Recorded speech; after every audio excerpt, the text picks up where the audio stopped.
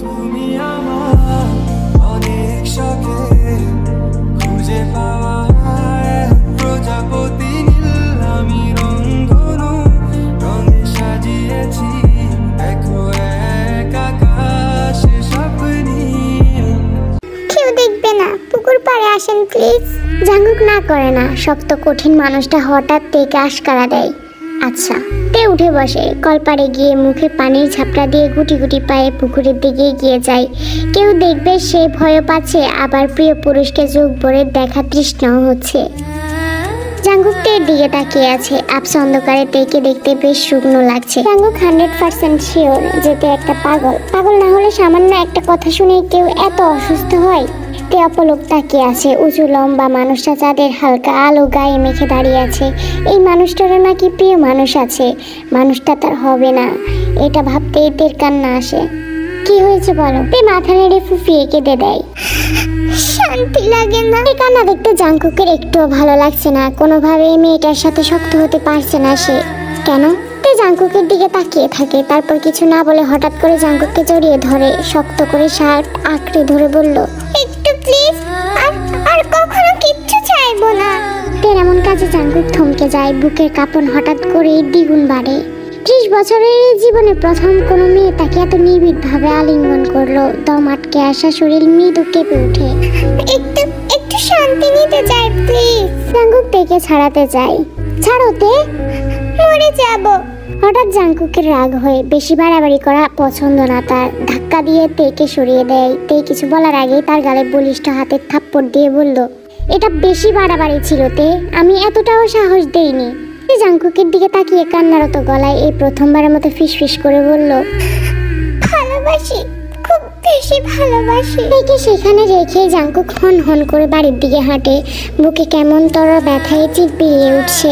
এই ব্যথার সাথে সে সম্পূর্ণ অপরিচিত। বাড়িতে গিয়ে সোজা বিছানায় চলে যায়। জাঙ্কুক চোখ বন্ধ করে সব বলতে চায়, কিন্তু কিছুই বলতে পারে না। তার মনে হয় তের নরম গায়ের আদুরে স্পর্শ এখনো তার বুক জুড়ে লেগে আছে। তের এই প্রথম কেমন হাঁসফাঁস লাগছে, দম বন্ধ করা অসহ্য রকম অনুভূতি হয়। সে বিড়বিড় করে বলল, এই যন্ত্রণার একমাত্র কারণ তুমি তে। জাঙ্কুকের মনে হয়েছিল তেকে থাপ্পড় দেওয়া উচিত হয়নি। মেয়েটাকে কেমন অসুস্থ দেখাচ্ছিল। তারপর সে মারলো। খারাপ লাগায় তার মন ছেয়ে গেল। না মারলেও হতো, একটু কড়া করে ধমক দিলেই পারতো। চুপচাপ বাসায় চলে আসে। তাদের কাঠের 4 চালা ঘর। ঘরের সামনে লাগোয়া লম্বা বারান্দা। বারান্দার দুই পাশে 2টা রুম আছে, যার একটা রুম তের জন্য বরাদ্দ। কেউ কিছু টের পাওয়ার আগে তে চুপচাপ তার রুমে ঢুকে পড়ে। জাঙ্কুকের আঘাত তার শরীরে না, মনে দাগ কেটে গেছে। চোখ বন্ধ করে সে নিজের বেহায়াপনা থামানোর প্রতিজ্ঞা করে। পরক্ষণে মনটা চিৎকার করে জাঙ্কুককে চায়। তে বুঝতে পারে না আশেপাশে এত ছেলে থাকতে মনটা কেন এমন পুরুষ আটকাবে, যার কিনা পাথরের মন। এই মনকে আয়ত্ত টানবে কিভাবে সে? নিজের অনুভূতি খাতা এভাবে খুলে দেওয়ার পর যে ছেলে বুঝে না, তাকে আর কিভাবে বোঝানো যায়? এত বিতৃষ্ণা কেন তার প্রতি? 2 হাত বুকে জড়িয়ে নিয়ে তে শ্বাস টেনে নেয়। মনে হচ্ছে সে এখনো জাঙ্কুকের গায়ের মিষ্টি ঘ্রাণটা পাচ্ছে। সারা গায়ে জাঙ্কুকের গায়ের ছোঁয়া। তে তার হাত দুটো চোখের সামনে আনে। এই হাত দিয়ে সে জাঙ্কুককে আঁকড়ে ধরেছিল। তারপর পাগলের মতো হাতে চুমু খায়। বিড়বিড় করে বলল, আপনি এত কঠিন কেন? আমার আকুল হৃদয়ের আবেদন কেন বুঝেন না? আপনাকে যে এত ভালোবাসি তা বুঝেন না? বোধহয় আমি মারা যাব। আপনাকে না পেলে আমার এই জীবন বৃথা। একটু জোরেই তো ধরেছিলাম, তাই বলে এভাবে আঘাত করবেন? একটু মায়া লাগেনি? এত নিষ্ঠুর কেন আপনি? এর ভীষণ অভিমান হয়। এই পুরুষটার উপর তার 7 জন্মের অভিমান ভর করে। সে নিজেও মানে যে আজকে জড়িয়ে ধরাটা উচিত হয়নি, কিন্তু তখন নির্জন পুকুর পাড়ে প্রিয় পুরুষকে দেখে আর স্থির থাকতে পারেনি। কিভাবে যেন এক আকার সাহস তার বুকে জমা হয়, আর সে জাঙ্কুককে আঁকড়ে ধরেছে। আর এমন কাজ করাতে জাঙ্কুক রেগে তাকে থাপ্পড় দিয়েছে। সে কখনো ভাবতে পারেনি জাঙ্কুক এত রাতে তার ডাকে সাড়া দিতে আসবে, কিন্তু এসেছে। আর সে কিনা পাগলের মতো কাজ করে ব্যাপারটা আরো ঘেটে দিল। তে লজ্জায় বালিশে মুখ লুকোয়। তারপর থেকে তে আর জাঙ্কুকদের বাড়ি যায় না, সোজা কলেজে যায়, তারপর কলেজ থেকে বাড়িতে ফিরে। দূর থেকে জাঙ্কুককে দেখলেও কাছে গিয়ে ভুলেও মুখ তুলে তাকাই না। সেদিন জড়িয়ে ধরার পর থেকে লজ্জায় সে তাকাতে পারে না। শুনেছে প্রিয় মানুষকে জড়িয়ে ধরলে আরো নিবিড়ভাবে বুকে মিশিয়ে নেয়, সেখানে তাকে থাপ্পড় দিয়েছে। এই লজ্জা অপমানেতে চুপসে গেছে, কিন্তু জাঙ্কুককে মন ভরে দেখার স্বাদ ছাড়তে পারেনি। মোবাইলের ছবির সাথে সারাক্ষণ কথা বলে, মোবাইলের স্ক্রিন গালের সাথে লাগিয়ে ঘুমিয়েছে। এই যে এখন জিমিন জাঙ্কুকের বাইকে করে আসছে, তাকে বলছে উপজেলার মোড়ে থাকতে। সে কথা মতো সেখানেই দাঁড়িয়েছে। জাঙ্কুক কাছে এসে বাইক থামায়।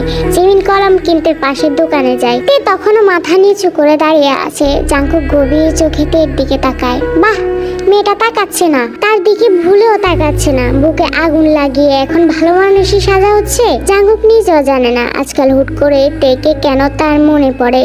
চোখ বন্ধ করলে কেন তার চোখের পর্দায় এই এলোমেলো মেয়েটা উপস্থিত হয়। সেদিন মেয়েটা তার কাছে অনুভূতির প্রকাশ করে ফেলেছিল, আর জাঙ্কুক সেটাকে সাড়া দেয়নি। আসলে তার কেন জানি এসব ভালো লাগে না। তাছাড়া তে কত ছোট, তার ছোট বোনের বান্ধবী হয়। সেদিনের পর থেকে সে তেকে সরি বলতে চাইছিল, থাপ্পড় দেওয়া উচিত হয়নি সেটা বলতে চেয়েছে। তে তার সামনে আসেনি, তেমন লুকিয়ে চুরিয়ে বেড়ায়। আজকে সুযোগ পাওয়াতে জাঙ্কুক বাইক থেকে নেমে এগিয়ে আসে। কি খবর তে? জাঙ্কুকের মুখে এমন কিছু শুনবে তে ভাবতেও পারেনি। তে অবাক হয়ে তাকায়, আস্তে করে বলল, ভালো। জাঙ্কুক তেকে লক্ষ্য করে। আমাদের বাড়িতে যাও না কেন? এমনি নাকি পছন্দ পাল্টে গেছে? পছন্দ পাল্টাবে কেন? আর তাকাও না যে, তাই বললাম। আপনি পছন্দ করেন না বলেই তাকাই না। আমার সব পছন্দ অপছন্দ মানো নাকি তুমি? তে বুঝতে পারে না যে জাঙ্কুক কি বলতে চায়। সে মাথা নেড়ে বলল, সেদিনের জন্য সরি, এতটা পাগলামি করা উচিত হয়নি। তের পাগলামিতে অভ্যস্ত জাঙ্কুক। এই গম্ভীর মুখে তেকে ভালো লাগে না তার। আচ্ছা, আগের মতো হাসি খুশি থাকো। এমন পেঁচার মতো মুখ করে রাখলে তোমাকে ভালো লাগে না। আর সেদিন তুমি এসব উল্টাপাল্টা কথা বলাতে রেগে গিয়েছিলাম, সরি।